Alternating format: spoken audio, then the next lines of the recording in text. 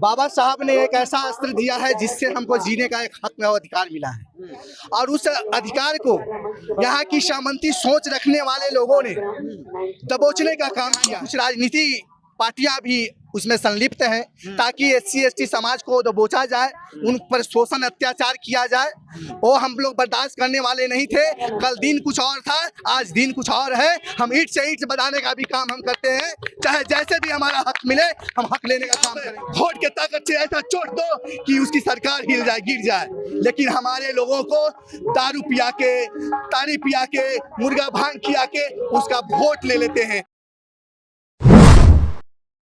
दोस्तों अभी हमारी मौजूदगी बिहार के अरवल जिला के कलेक्टेरिएट गेट पर है, जहां पर आप देख सकते हैं तमाम छात्र और जो सोशल एक्टिविस्ट हैं इस कलेक्टेरिएट गेट पर खड़े हैं। और देखिए जिस बैनर तले ये खड़े हैं वो बैनर का नाम आप देखिए, अनुसूचित जाति कल्याण छात्रावास से अतिक्रमण हटाने को लेकर विरोध प्रदर्शन है। और ये लोग गांधी मैदान से लेकर यहाँ कलेक्टेरिएट तक जो है अपनी मांग को लेकर सड़कों पर प्रदर्शन करते हुए इस गेट पर पहुंचे हुए हैं। क्या पूरी मांग है, इन लोगों से जानने की कोशिश करेंगे। क्या नाम हुआ सर आपका?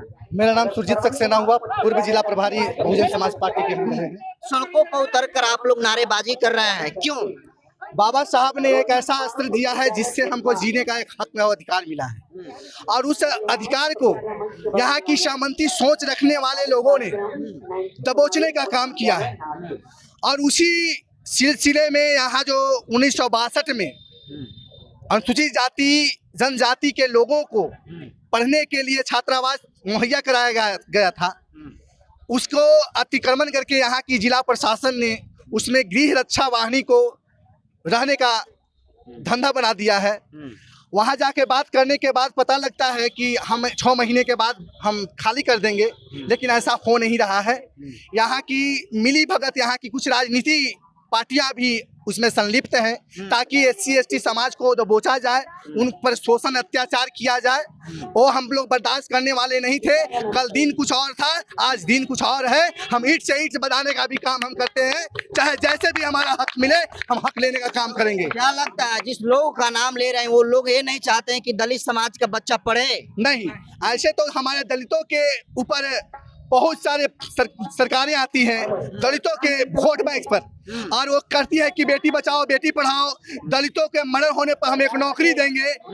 ऐसी ऐसी घोषणाएं करने वाली हमारी सरकार, बिहार की सरकार, आज जो दलित की हत्या हो रही है उसमें एड़ी घिस जा रहा है, पैर के जूते टूट जा रहे हैं, लेकिन उसको पैसा तक भी नहीं मिल रहा है, नौकरी नहीं मिल रही है, नौकरी नहीं मिल रही है।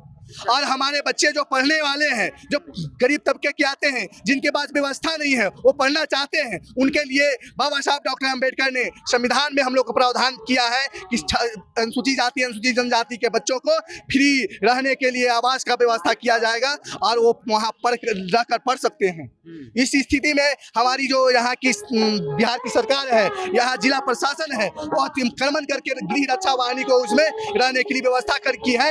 इसलिए मैं यहाँ के जिला प्रशासन और बिहार सरकार से मांग करता हूँ कि अविलंब अरवल जिले के छात्रावास जो है अनुसूचित जाति अनुसूचित जनजाति के लिए, उसको आप खाली कराएं और मॉडल छात्रावास बनाकर यहाँ के शोषित वंचित को रहने का मौका दें। अभी कुछ दिन पहले ही नीतीश गवर्नमेंट ने SC ST के जितने सारे छात्र हैं उनका स्कॉलरशिप बंद कर दिया है, इस पर क्या कहेंगे? अब यहाँ जो SC ST छात्रों के लिए जो छात्रावास तो दूर की बात है, और जब स्कॉलरशिप बंद कर दिया है तो उसको दूसरे वे में दे रही है ताकि मुझे फायदा हो, क्योंकि छात्रवृत्ति और मैंने स्कॉलर लेने वाले लोग हैं तो दलित समाज के, जिसके पास पैसे पढ़ने के लिए नहीं है, वो उसको बरगला कर, यहाँ की सरकार उसको बरगला कर 4 लाख रुपये 6 लाख रुपये के प्रावधान देती है और उससे फिर वसूली करती है।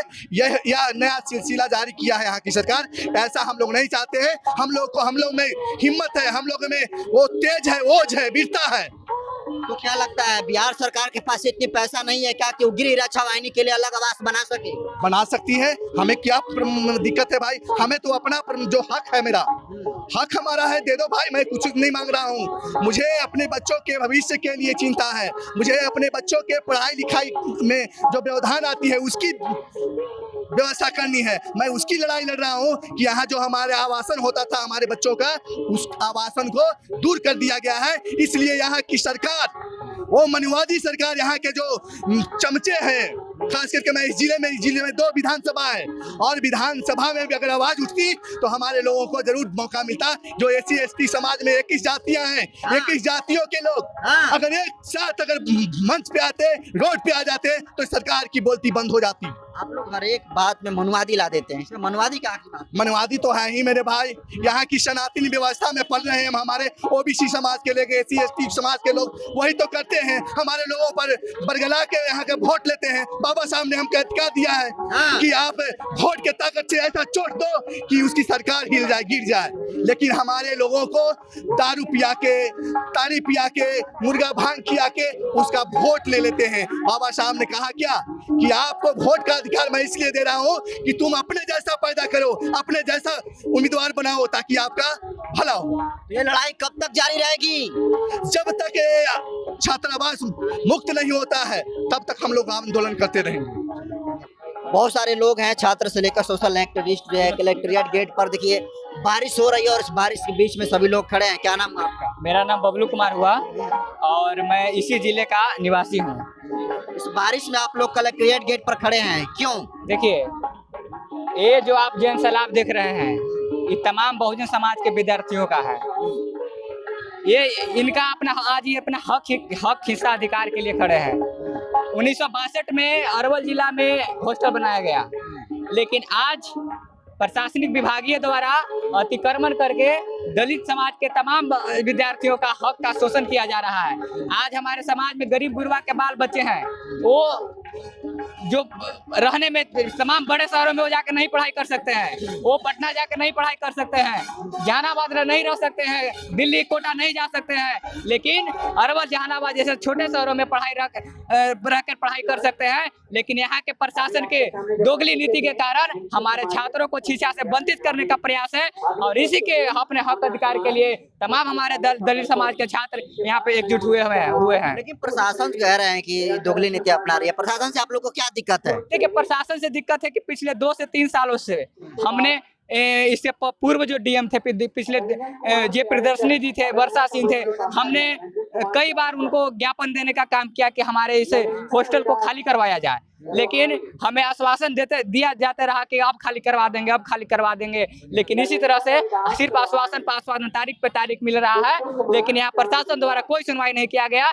इसीलिए आज हम लोगों को हॉस्टल को लेकर के पूरा हमारे छात्रों का आक्रोश मार्च है। हॉस्टल अभी तक आवंटित नहीं हुआ है, तब तक तमाम छात्र लोग कहाँ रह रहे हैं, कैसे पढ़ाई? देखिए, कहीं न कहीं अपना बेचारे घर गरीब अपना घर है, अपना किसी भी तरह गुजर बसर कर रहे हैं। आप जिले के कहीं भी कोई गांव में चले जाइए, सुबह उठ के घूमिए तो देखते हैं कि आप कहीं पे भी सड़कों पे 10 बच्चे दौड़ते हुए मिल जाते हैं। क्या करते हैं बेचारे गरीब, जो भी बनता है अपना रूखा सूखा खाते हैं और अपना पढ़ाई करने के लिए, भविष्य अच्छा बनाने के लिए करते हैं। लेकिन यदि यह सुविधा हॉस्टल मिल जाती है, हमारे संसाधन मिल जाता है जिले में, तो मैं ये निश्चित करता हूं कि आने वाला समय में हमारे दलित छात्रों का भविष्य सुनहरा होगा। जब दलितों को मौका मिला, भारत का संविधान लिखा गया है। SC ST OBC अपनी वजूद अगर प्राप्त कर ले तो यहाँ कोई रहने वाला बचने वाला नहीं है। आज हमारे लोग ही फूटे हैं, इसलिए ऐसा हम लोग पर दबिश किया जा रहा है। चाहे वह छात्रावास का मामला हो, चाहे यहाँ का कॉलेज का मामला हो, सभी जगह चाहे नॉमिनेशन करने के बाद होता है बच्चों को, तो नॉमिनेशन में भी दिक्कतें होती हैं। हमारी मांग है कि जिले में हॉस्टल के साथ साथ यहाँ डिग्री कॉलेज की स्थापना किया जाए, ताकि आने वाले सर्व समाज के बच्चों को, ये दलितों के लिए नहीं है, कॉलेज सिर्फ दलितों के लिए नहीं खुलेगा, आने वाले सर्व समाज के बच्चों के लिए यहाँ पे एक डिग्री कॉलेज का स्थापना किया जाए, ताकि इस जिले में सब शिक्षा का रोशनी फैल पाए। तो कब तक ये संघर्ष करते रहेंगे आप? संघर्ष अनवरत जारी रहेगा जब तक हमारी मांगे पूरी नहीं हो जाती। हमारे 5 सूत्री मांगे हैं, मैंने यहाँ के जिलाधिकारी महोदय को ज्ञापन सौंपने का काम किया है, और उन 5 सूत्री मांगे जब तक पूरी नहीं हो जाती है, तमाम जिला में एक आंदोलन जारी रहेगा। तो देखिए, अनुसूचित जाति कल्याण छात्रावास को अतिक्रमण से मुक्त कराने के लिए तमाम सोशल एक्टिविस्ट और इस एरिया के जितने सारे रहने वाले स्टूडेंट हैं, देखिए जिला कलेक्ट्रेट का घेराव करने के लिए पहुंचे हुए हैं और इनकी 5 सदस्यीय टीम जो है जिलाधिकारी से बातचीत करने के लिए पहुंची हुई है।